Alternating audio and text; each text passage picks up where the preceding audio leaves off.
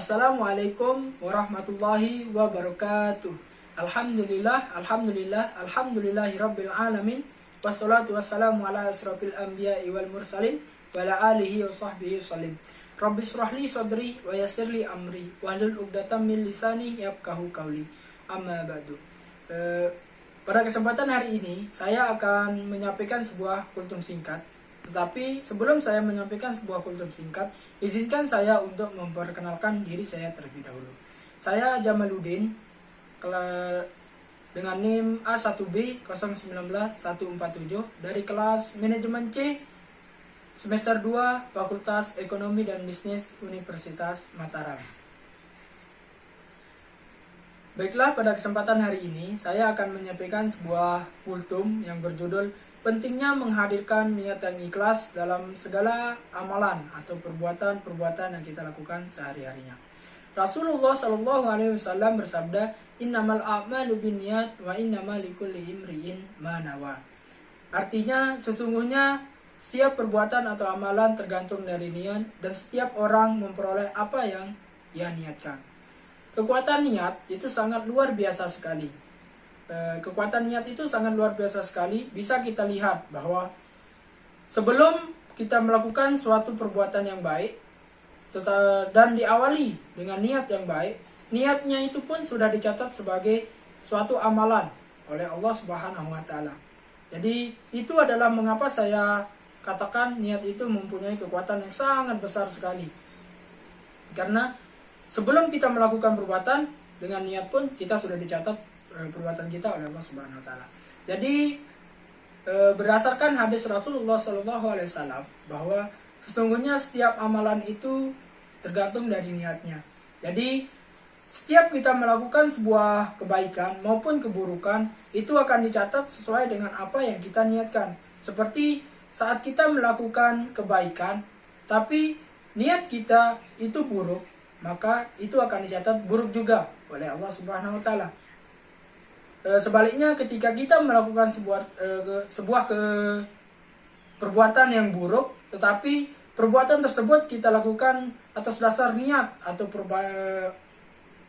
atas dasar niat yang baik, itu juga dicatat buruk oleh Allah Subhanahu wa taala. Tetap dicatat buruk. Kenapa? Karena perbuatan yang kita lakukan buruk, baik, itu tetap dicatat. Jadi sebaiknya kita melakukan perbuatan yang baik dan niat yang baik agar kita dicatat amalan kita tersebut itu menjadi amalan-amalan yang baik.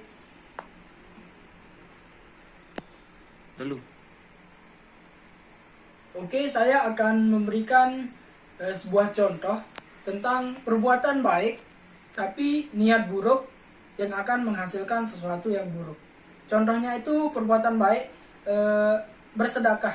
Bersedekah merupakan sebuah perbuatan yang sangat baik dan sangat dianjurkan oleh Allah Subhanahu wa taala. Jadi ketika kita bersedekah, kita juga harus diikutsertakan dengan niat yang baik. Misalkan ketika kita bersedekah itu murni dan tulus dari hati kita semata-mata untuk memperoleh keridhaan dari Allah Subhanahu wa taala. Bukan bersedekah dengan niatan untuk dipuji orang, sombong, kemudian ingin memamerkan harta. Jadi itu tidak baik. Jadi itu contohnya. Misalkan kita berikan sebuah visualisasi. Misalkan ada dua orang. Orang pertama itu bersedekah dengan nilai yang cukup besar. Misalnya bersedekah dengan 1 juta. Tapi niatannya itu buruk. Seperti tadi, niatannya itu ingin dipuji orang, memamerkan hartanya. Kemudian ada orang kedua, kita bandingkan dengan orang kedua, dia hanya bersedekah 100.000, tetapi niatnya itu tulus dari hati dan semata-mata hanya untuk mengejar keridhaan dari Allah Subhanahu wa taala. Jadi antara orang pertama dan orang kedua, nilai sedekahnya itu berbeda, di mana orang pertama itu bersedekah 1 juta, kemudian orang kedua itu bersedekah 100.000, tentu nilainya sangat berbanding terbalik. Jadi tetapi di mata Allah Subhanahu wa taala, orang sedekah dari orang pertama itu tidak ada nilainya sama sekali dibandingkan sedekah dengan orang kedua. Kenapa bisa begitu? Padahal nilai sedekah orang pertama itu lebih besar, 1 juta dibanding dengan orang kedua cuma 100.000.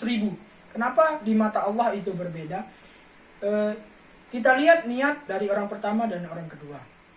Di mana orang pertama itu niatannya buruk ya. Niatannya itu buruk, ingin memamerkan hartanya, kemudian supaya dipuji oleh orang lain.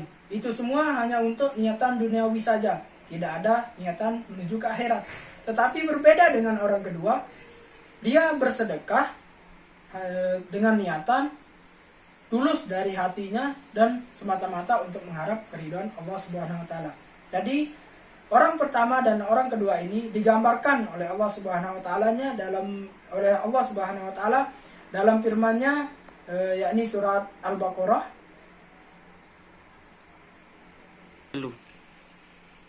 ayat 264 dan 265.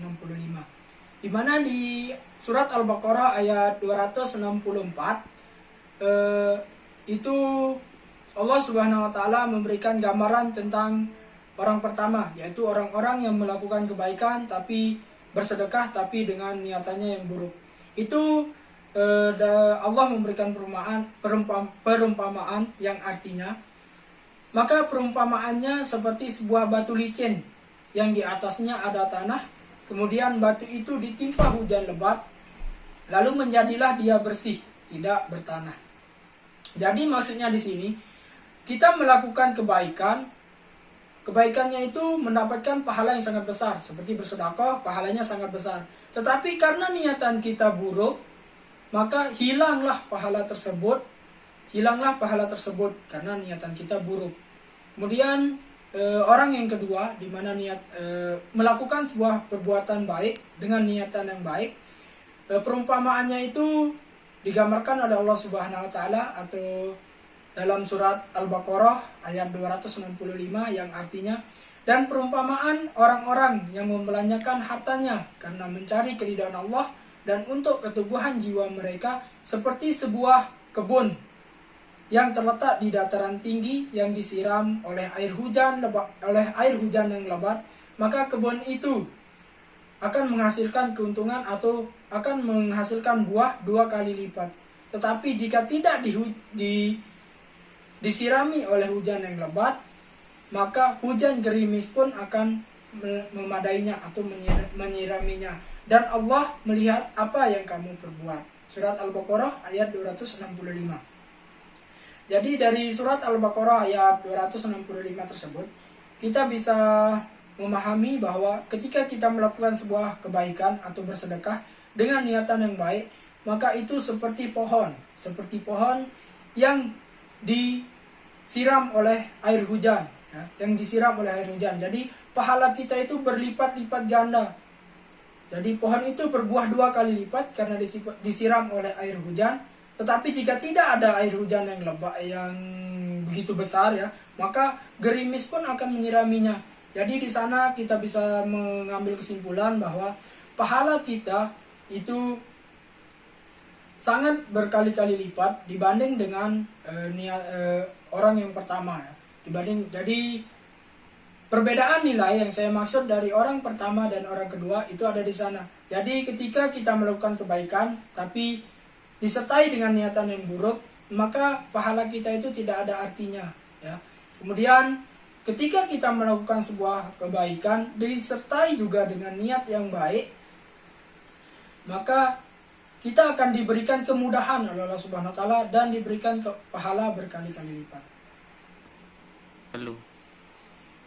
Jadi dari gambaran orang pertama dan orang kedua yang telah saya gambarkan tersebut, kita bisa mengambil kesimpulan bahwa niat itu sangat penting dihadirkan, apalagi niat yang ikhlas dalam segala perbuatan maupun amalan-amalan yang kita lakukan sehari-harinya. Jadi saya mengajak kepada kita semua, marilah kita sertakan niat yang ikhlas dalam setiap perbuatan yang kita lakukan, agar perbuatan kita itu tercatat oleh Allah Subhanahu wa taala sebagai pahala dan kita senantiasa selalu diberikan kemudahan oleh Allah Subhanahu wa taala. Mungkin hanya ini yang dapat saya sampaikan kultum singkat pada kesempatan hari ini. Mudah-mudahan kultum singkat ini bisa menambah wawasan kita, dan kita senantiasa menghadirkan niat yang ikhlas dalam setiap amalan perbuatan kita. Wabillahi taufiq wal hidayah. Wassalamualaikum warahmatullahi wabarakatuh.